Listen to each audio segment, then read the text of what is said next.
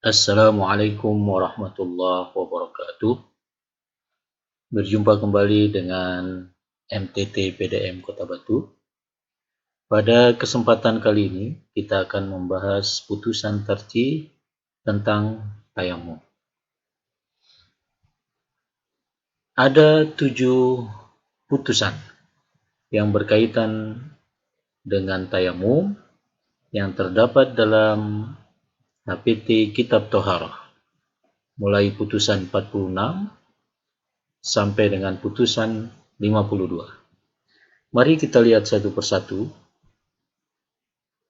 Yang pertama, atau putusan nomor 46, wa idza ta'azzarta min isti'malil ma limaradin aw khawfi dororin.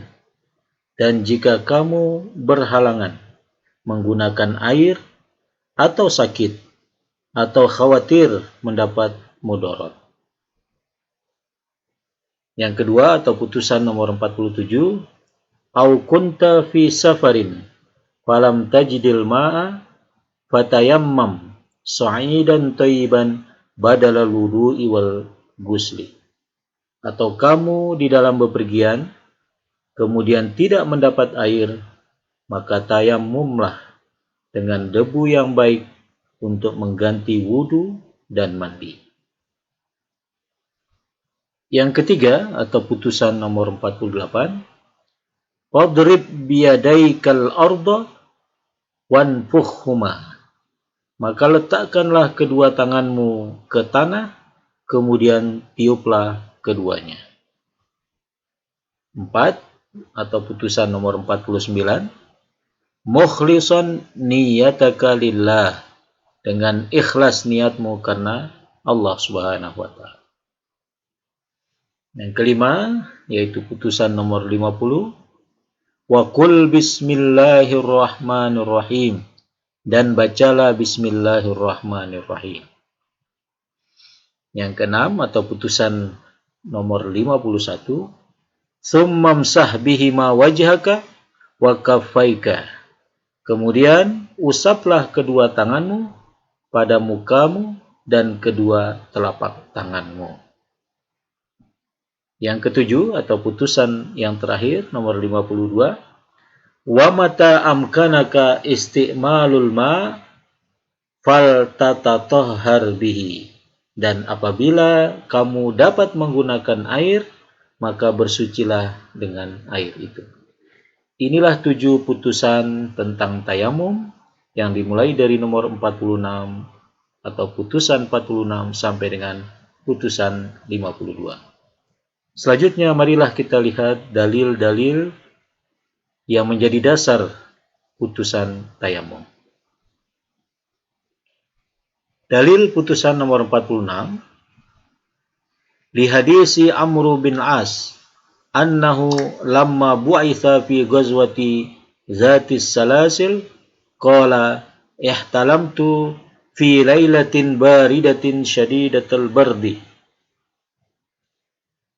fa ashfaqtu in igtasaltu an ahlak fatayammamtu thumma sallaitu bi ashabi salatas subhi. Falamma qadimna ala Rasulillahi sallallahu alaihi wasallam dzakaru dzalika lahu wa qala ya Amr sallaita bi ashabika wa anta junub wa qultu dzakartu qaulallahi ta'ala wa la taqtulu anfusakum innallaha kana bikum rahima wa tayammamtu thumma sallaitu Wadahika Rasulullah sallallahu alaihi wasallam walam yaqul syai'an. Rawahu Ahmad wa Abu Daud wa Daruqutni. Putusan 46 didasarkan pada hadis Amr bin As bahwa sesungguhnya ia diutus ke medan perang Zatus Salasil. Beliau berkata, aku mimpi, yaitu mengeluarkan air mani pada suatu malam yang amat dingin. Maka aku takut jika aku mandi akan berbahaya. Lalu aku bertayamum. Kemudian aku sholat subuh bersama sahabat-sahabatku. Tatkala kami datang kepada Nabi sallallahu alaihi wasallam, mereka menceritakan hal itu kepadanya, maka beliau bersabda pada Amr, "Hai Amr, engkau sholat bersama sahabat-sahabatmu sedang engkau junub?" Maka aku menyahut, "Saya ingat akan firman Allah, dan janganlah kamu membunuh dirimu, sesungguhnya Allah itu maha belas kasih kepadamu." Maka aku pun bertayamum dan lalu sholat. Mendengar jawaban Amr, Rasulullah SAW tertawa, tersenyum, dan tidak bersabda apa-apa. Diriwayatkan oleh Imam Ahmad, Abu Daud, dan Daruqutni. Kemudian dalil putusan nomor 47. Lil ayatis sabiqah fil muqaddimah. Falam tajidu ma'an fatayammamu sa'idan thayyiban. Menurut ayat tersebut dalam pendahuluan, yaitu surat Al-Maidah ayat 6. Sedang kamu tidak mendapatkan air, maka bertayamumlah dengan debu yang suci. Pada putusan nomor 47 ini terdapat juga dalil dari hadis. Wali hadis Jabir, kharajna fi safarin wa asaba rajulan minna hajarun fasajjahu fi ra'sihi summa ihtalam. Fasa'ala ashabahu hal tajiduna li rukhsatan fit tayammum? Faqalu ma najidu laka rukhsatan wa anta taqdiru 'alal ma'. Fagtasala famata. Falamma qadimna 'ala Rasulillahi sallallahu alaihi wasallam ukhbira bidzalika faqala qataluhu qatalahumullah ala sa'alu idza lam ya'lamu wa innama shifa'ul 'ayyi as-su'al innama kana yakfihi ay yatayammam.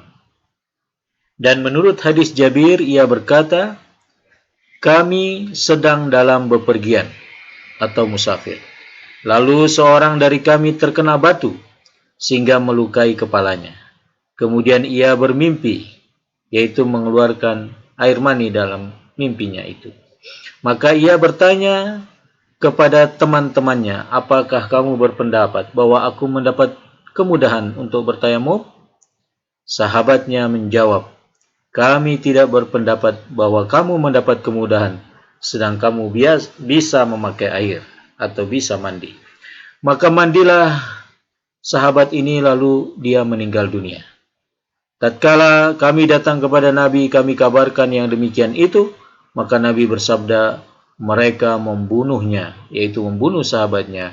Mereka dikutuk oleh Allah Subhanahu wa taala.